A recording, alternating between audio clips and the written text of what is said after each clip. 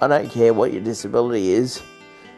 My lived experience of disability, and lots of them, my career has taught me that whatever your circumstances with your diagnosis are, there are ways in which you can be supported in the community to be part of community. We've got enough knowledge and education now.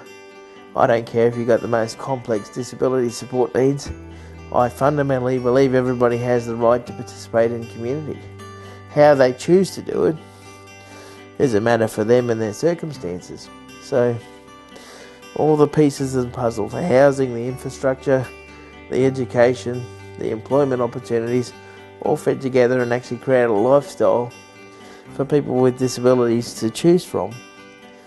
Certainly for me, someone who lived with 40 to 70 people as a child, was a young adult, my privacy and independence was very important to me.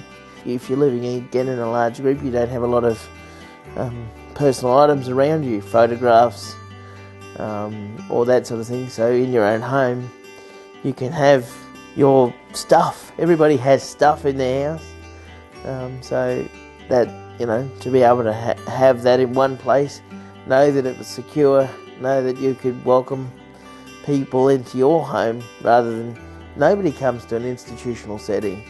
I don't care how pleasant they make them look.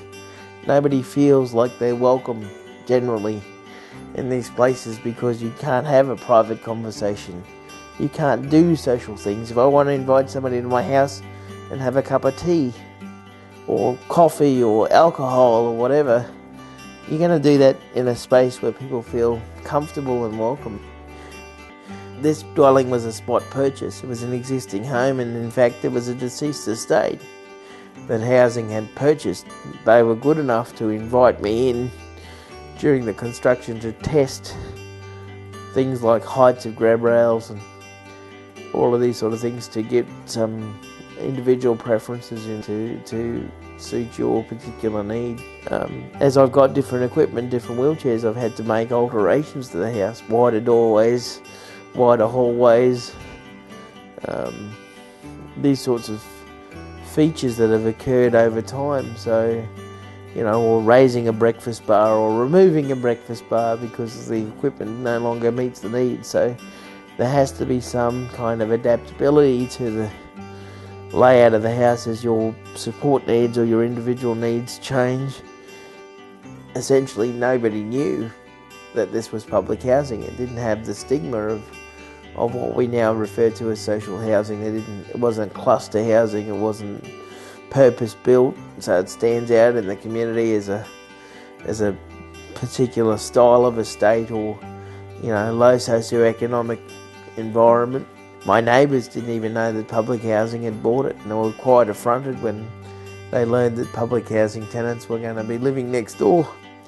So had to sort of deal with some of those issues. But the important thing was that it was seamless. Even today, 25 years later, people don't identify this dwelling as public housing. They just see it as a house that's been changed to meet my needs, which is good.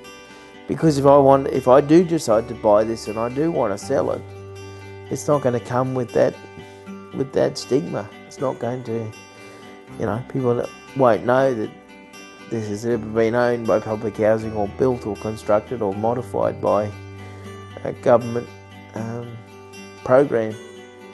It was important for me to be able to participate in my kids' education, so finding accessible places and spaces, finding an accessible school was a challenge.